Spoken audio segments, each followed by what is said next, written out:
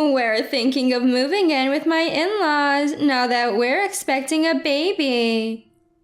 My mom is still pretty young. She'd probably be happy to help with the housework and take care of her grandchild, right?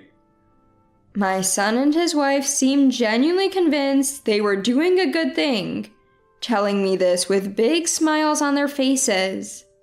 My husband chimed in, making it even harder for me to find the words. Bob and Karen really care about you, Mary. This is a great idea. Let's all live together. This was not a great idea for me. I was frustrated with both my son and his wife, and my husband, for not understanding this. My name is Mary. I currently live with my husband, just the two of us. Our son Bob married a woman named Karen last year. Karen is a modern young woman with a cute smile, but as a mother-in-law, there are things that concern me. She doesn't help with cooking or cleaning when she visits. She just watches TV and laughs with my husband and Bob. I always helped out when I visited my in-laws, but maybe daughters-in-law these days don't do that. Even if Karen offered to help, I'd probably decline because I have my own way of doing things. I felt a gap in our values. Maybe this is how mother-in-law and daughter-in-law conflicts start.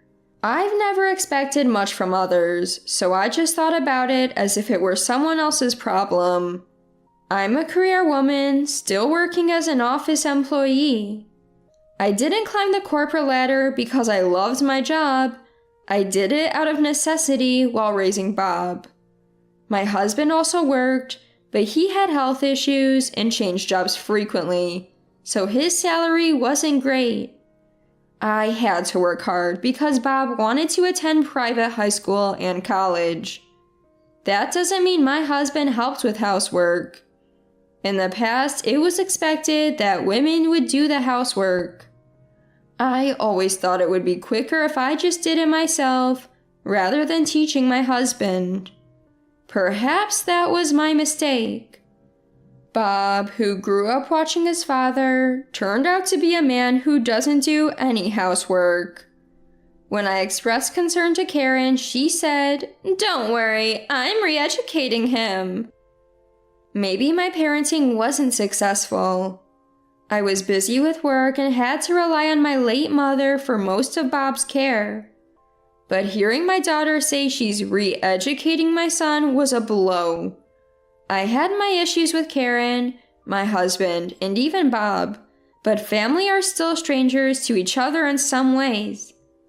As long as we're not causing each other trouble, I thought, let everyone live their lives. Then one day, Bob and Karen came to me with an unexpected proposal.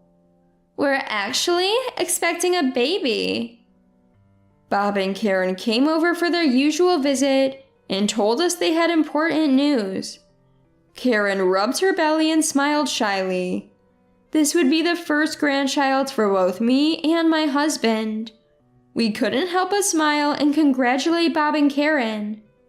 My husband even jumped the gun, asking, "Is it a boy or a girl?" Bob laughed. "Slow down, we don't know yet."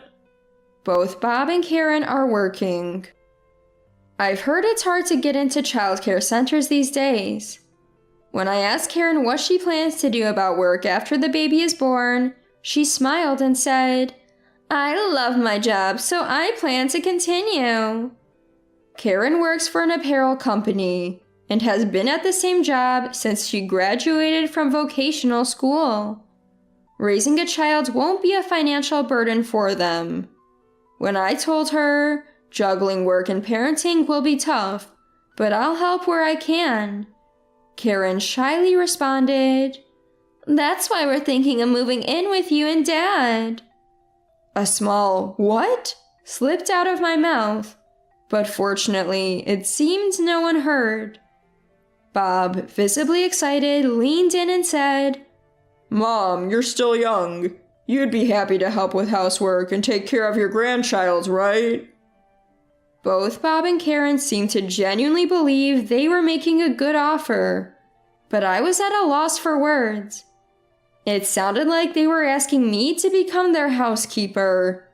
Sure, the grandchild will probably be adorable, but to move in and take care of the child? While I was struggling to find the words, my husband enthusiastically chimed in.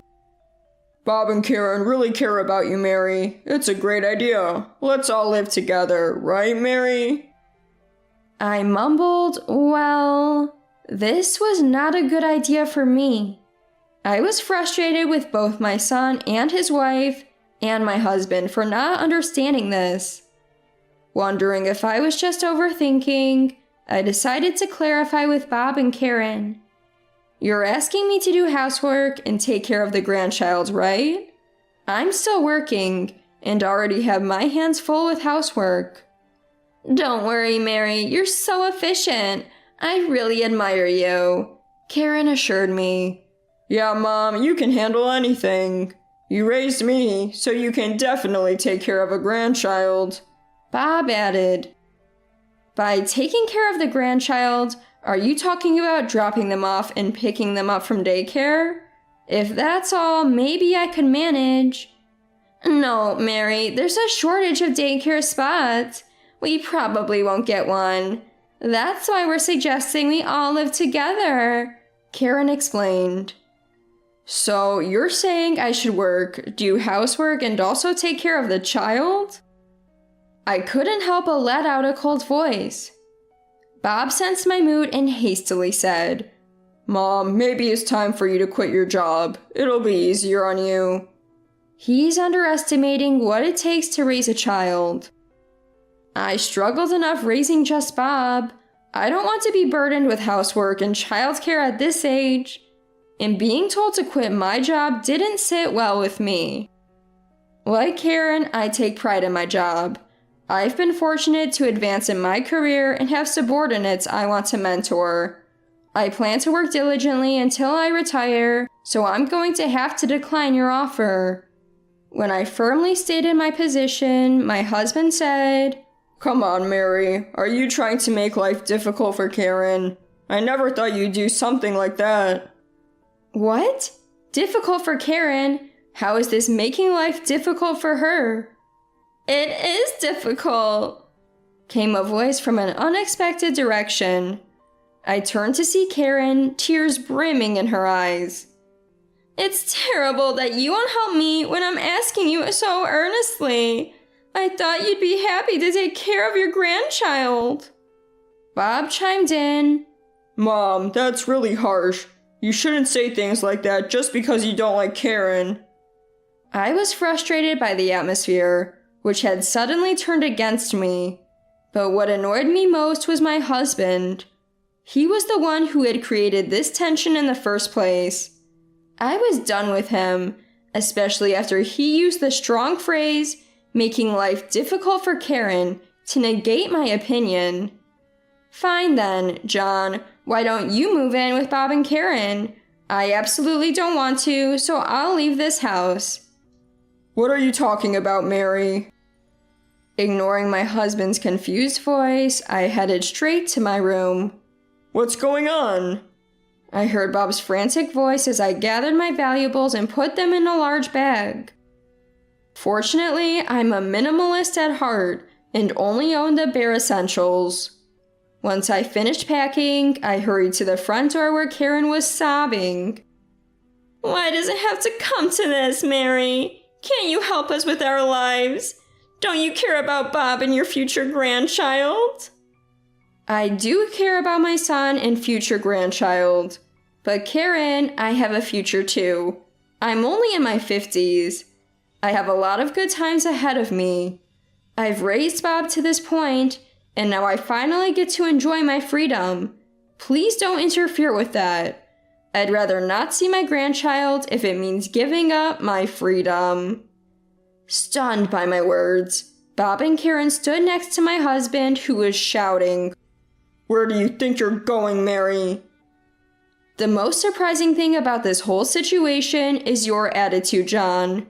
Why would you use such a strong phrase like making life difficult for Karen when they're trying to dump housework and childcare on me? It is making life difficult. Karen wants to continue working. You could help out. If you feel that way, why don't you help out, John? You're not working, but I am. That's right. My husband is currently unemployed. He's the same age as me, too young to retire, but he suddenly quit his job because he found it unfulfilling. I've been with him for decades, so I just sighed and thought, here we go again. But I can't live with this man anymore. Why couldn't he step up and say he'd take care of the housework and the grandchild? That's what truly disgusted me. I'm a man. I can't do housework or childcare. Bob is a man, but he can't do housework or childcare either, right? Isn't Karen re-educating him? When I turned to Bob, who was standing there dumbfounded, he said, Well, I intend to do what I can. It seemed Karen's re-education was working. I gave Karen a final apology. I'm sorry my son has been such a burden to you, and then faced my husband. After hearing all this, I've thought about my future.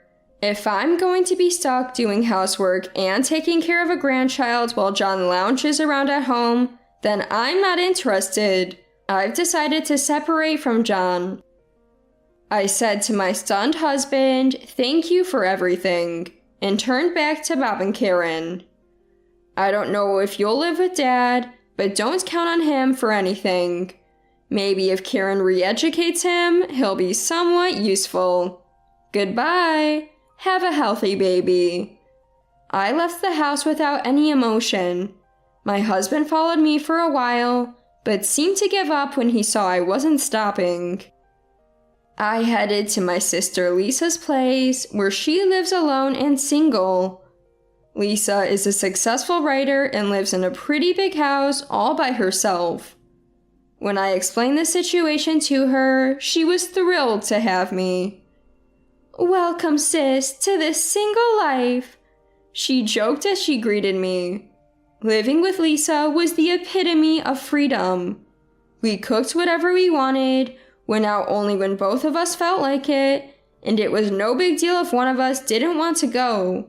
Our finances were separate, so as long as we contributed a set amount to the household, the rest was ours to spend freely. Feeling at home in this new lifestyle, I sent my husband divorce papers and even hired a lawyer. The divorce went through. Lisa and I threw a party to celebrate, indulging in snacks and chocolates we usually wouldn't eat. It felt like a return to our younger days. As I had expected, my husband Bob and Karen gave up on living together. It was Karen who wanted out, saying there was no benefit in living with a man who couldn't handle housework or child care. Bob sided with Karen, and my husband was left to live alone. A year later, Bob called, almost begging me to take care of their child. As Karen had anticipated, their child wouldn't get into a child care center and ended up on a waiting list. I was tempted by the desperation in my son's voice, but I have my own life to live and declined. Bob said, Mom, that's harsh. But Karen's parents live not too far away. When I suggested they ask them for help, Bob seemed uncomfortable. Bob doesn't like Karen's parents even before they married. He's always found Karen's parents difficult, as they spoil her rotten. But the time for me to sacrifice my life to help my son is long past. I've prioritized my kids enough. Now it's time to live for me. After telling Bob to figure things out for himself, I haven't heard from him. It felt lonely, but I was content with my newfound freedom. Years later, I retired and was able to pass the baton to a subordinate I had wanted to mentor. As I left my workplace, surrounded by people and receiving a beautiful bouquet of flowers, I felt fulfilled. Now, what to do with the blank canvas of my future? Lisa suggested, let's go on a trip. she showed me a brochure for a round-the-world cruise. With my retirement fund and savings, and Lisa being a successful writer, we could both afford it. I never thought I'd consider going on a cruise, but as I looked at the brochure with Lisa, I felt excited about the future. I'm so glad I didn't sacrifice my freedom for the sake of my son's needs. My life is just beginning. I've decided to paint the rest of my life with only joyful colors.